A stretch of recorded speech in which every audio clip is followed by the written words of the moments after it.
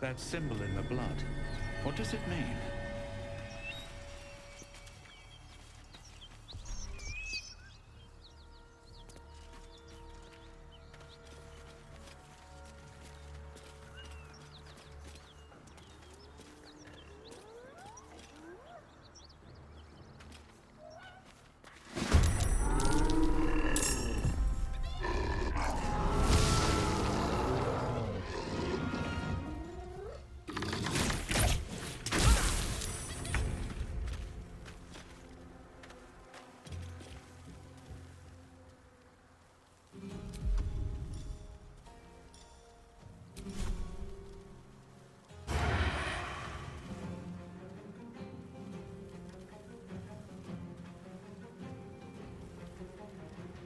Time to move.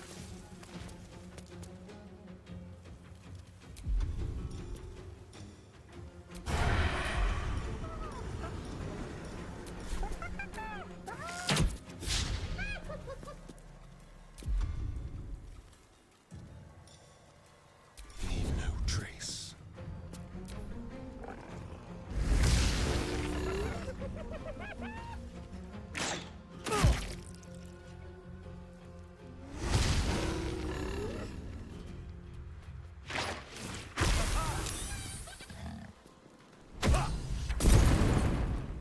Hear that?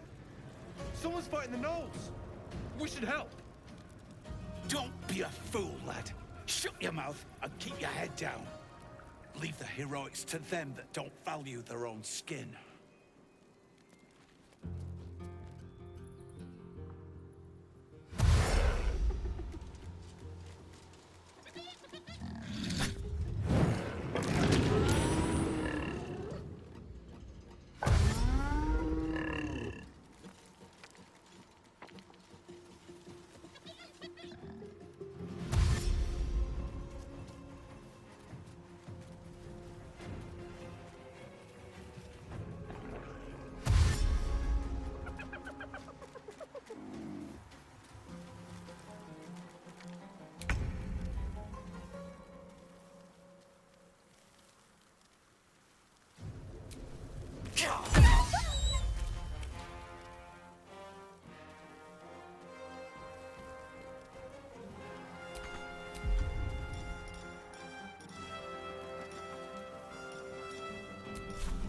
Cutting to the chase.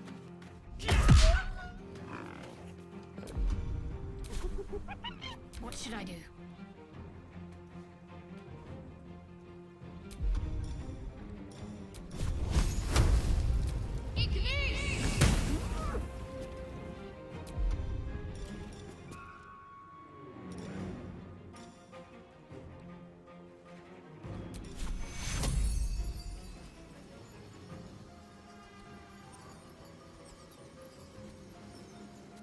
Victory awaits.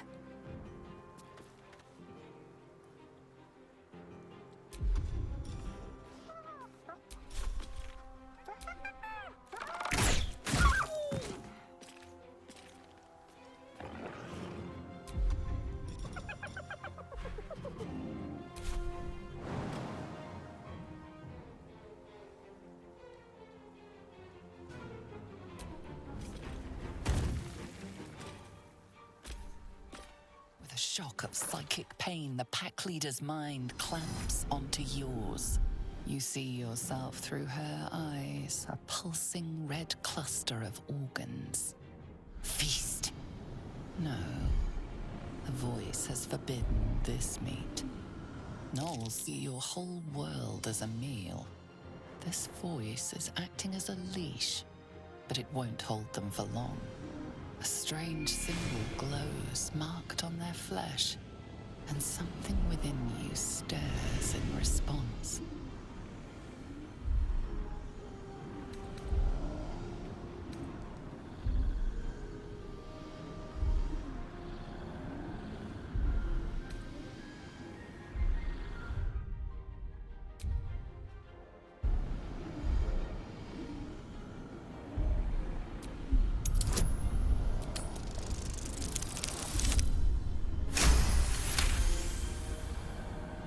Deep in the chaos of her mind, something responds to your command. A tadpole. It is the source of the voice. She will obey it. She will obey you. Something stirs deep within you, hungry and alert. It's taking something you'll never get back.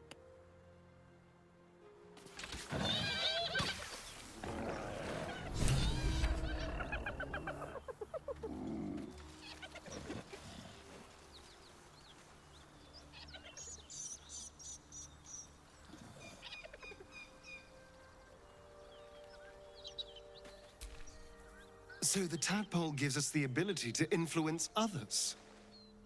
Ignore it. Deny it. This is nothing but a disease, and every use will sicken us further. Nonsense. Any power freely given is a power well received, and this is a valuable power indeed. It's only valuable if we understand it, and we don't. Not yet, at least.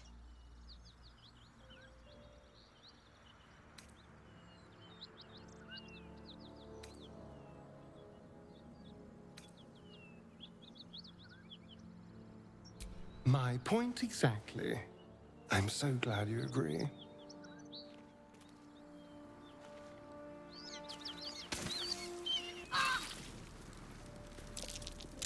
That might be... She is still ravenous, her mind a hungry pit. The flesh of the survivors wasn't enough to satisfy her.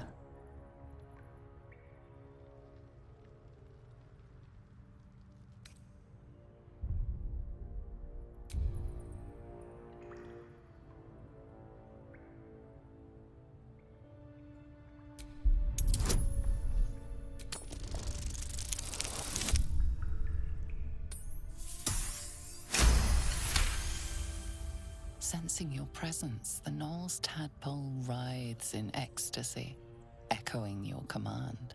Its host will feast on Knoll flesh to control the hunger, to keep her teeth from your throat.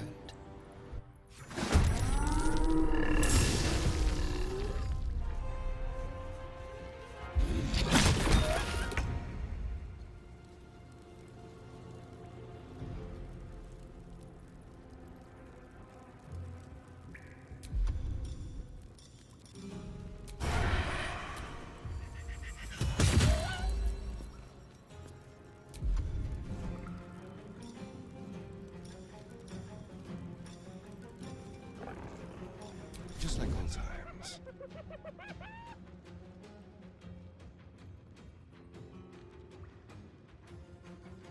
Let's move.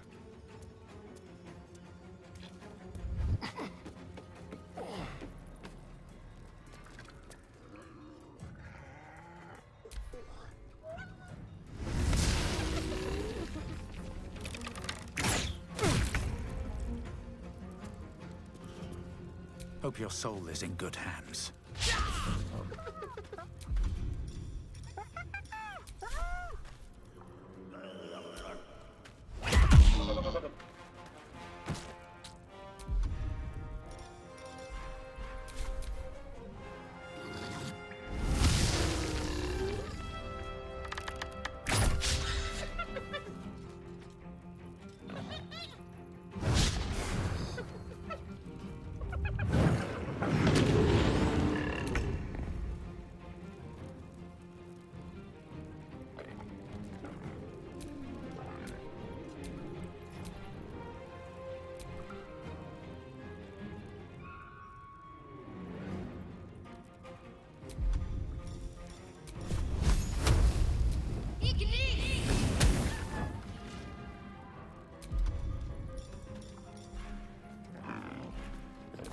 I will ascend.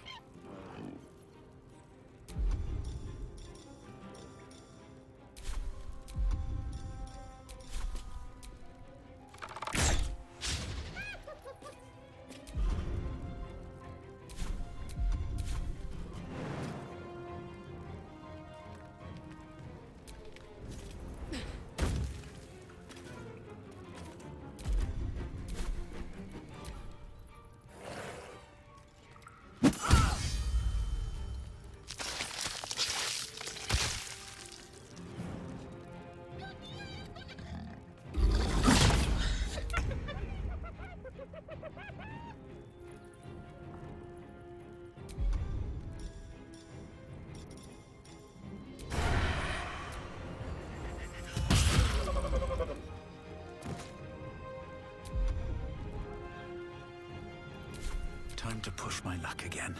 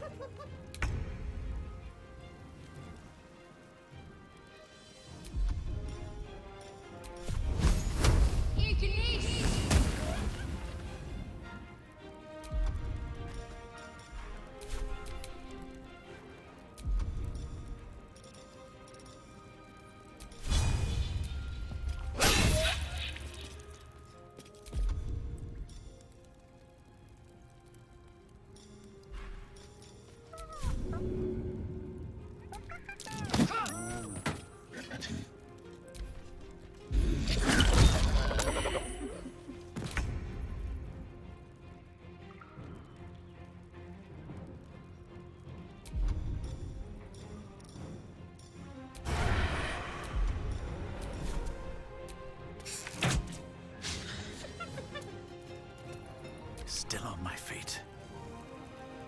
Here we go again.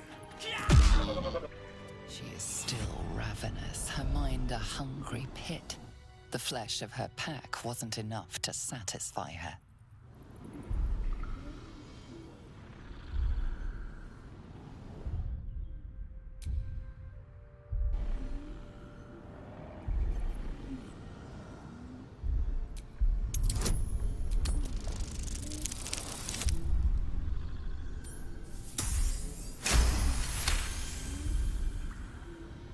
Tadpole responds, thrashing violently, and the fragile tissue of her brain tears and splits.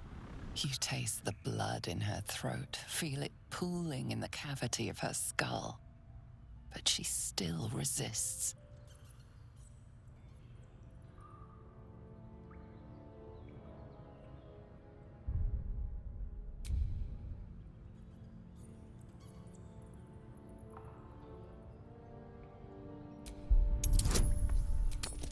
Responds, thrashing violently, and the fragile tissue of her brain tears and splits. You taste the blood in her throat, feel it pooling in the cavity of her skull. But she still resists.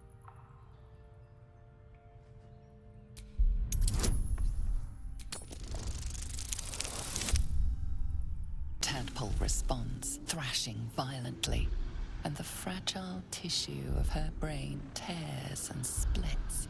You taste the blood in her throat, feel it pooling in the cavity of her skull. But she still resists.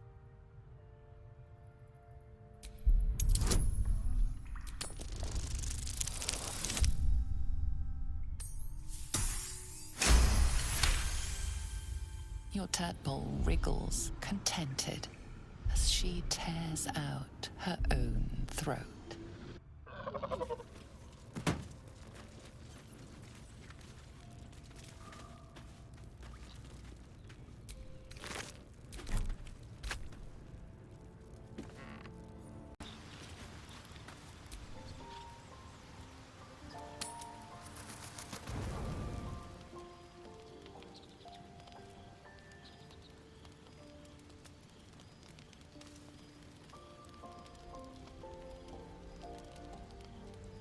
Hark! Hark! A camp, and Hogma willing. Some friendly faces. Well met. Goblins roughed me up and stole my hose when they heard me singing hatchling love. You wouldn't have half a bedroll for a lost minstrel, would you?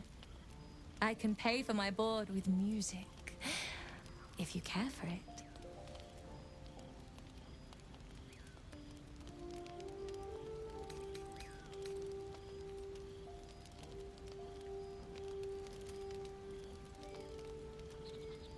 Quill Grootslang, soon to be published in the songbook Affairs in Ancient Abir, Songs of Draconic Love. If I make it to Baldur's Gate with my manuscript, that is.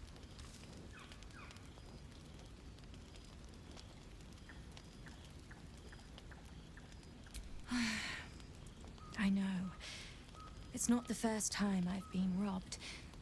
I am only glad I didn't get hurt. I'll just stay one night. Promise. Then I'll be gone. I know I'm ice blood, but I get cold so fast. I need to be by the fire.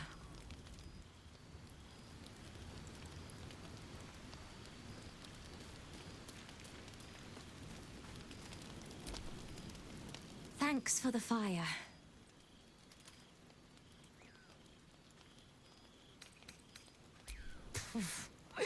It's a miracle I'm still alive.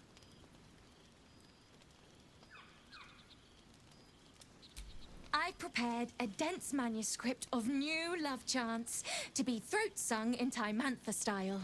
You probably don't know, but the Dragonborn clans arrange their children's marital unions. Love is considered irrelevant to egg duty.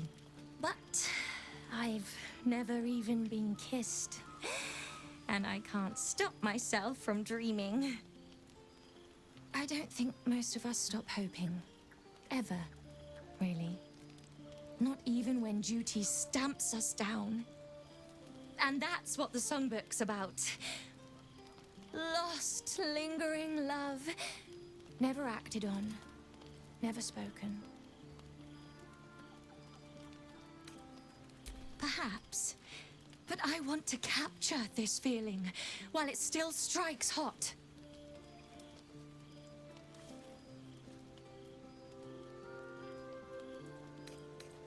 Oh my!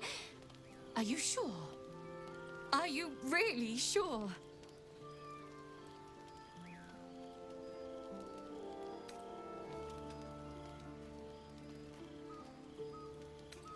Spoken like someone who's never heard a Dragonborn throat song.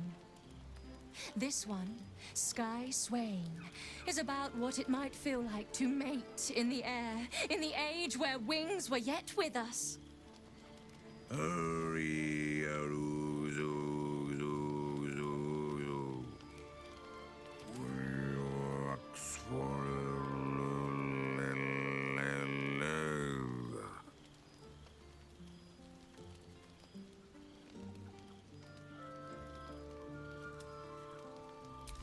Oh, there are 69 more verses.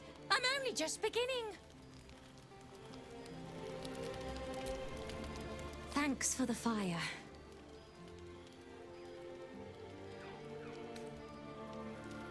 I've been given a great chance. My song score, Affairs in Ancient Abir Songs of Draconic Love, is due to be published in the Gate. I'm in a big rush, though.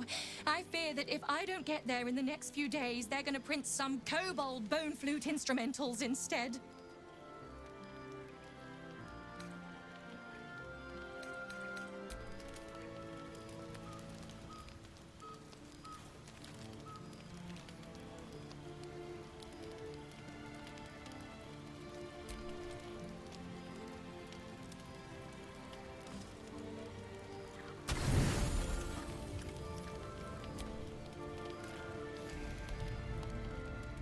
You open your eyes with a lurch, and you are not in your bed. You stand above a body which is in a state of gore nearly beyond recognition. The body of that scared girl who asked for nothing more than a night of shelter. Her blood covers you, and its warmth feels like the embrace of an old friend. You recall nothing of how you ended up here, but your head pounds and aches.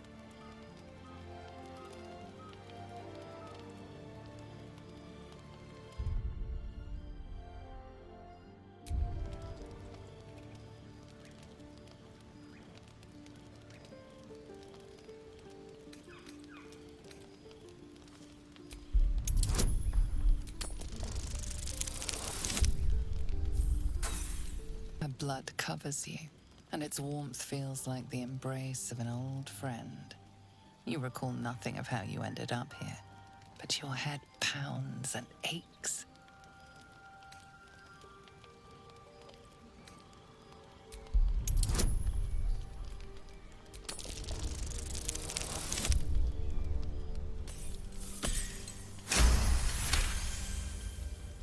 dozens and dozens of wounds on the corpse.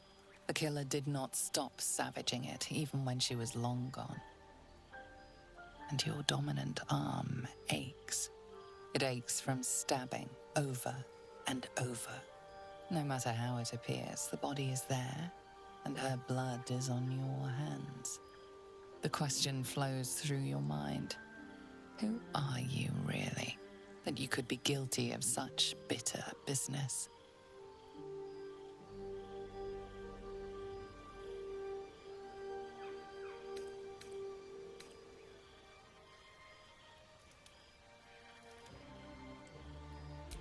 If you could craft a corpse like this in one night, what masterpieces have you sculpted in your forgotten decades? You don't have much time for reflection now. You need to act. You may only have a few moments before the others awaken and begin to cast blame for the hot sin before you.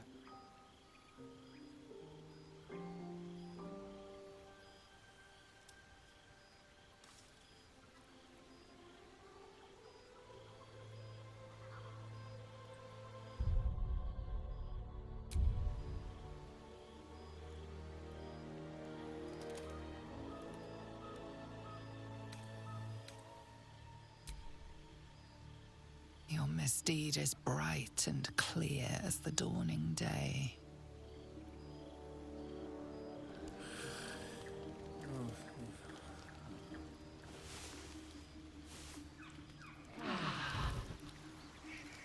Kincha, this is some sloppy work. Now, I can't help but notice that one of us is positively drenched in blood. So... You talk.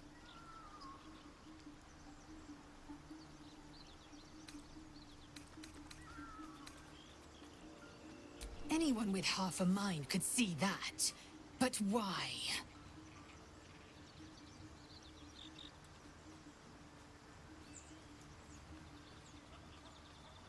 The work of the parasite, I shouldn't wonder. The worm in your head has never slept more peacefully. You know in your heart it was something deeper, hungrier.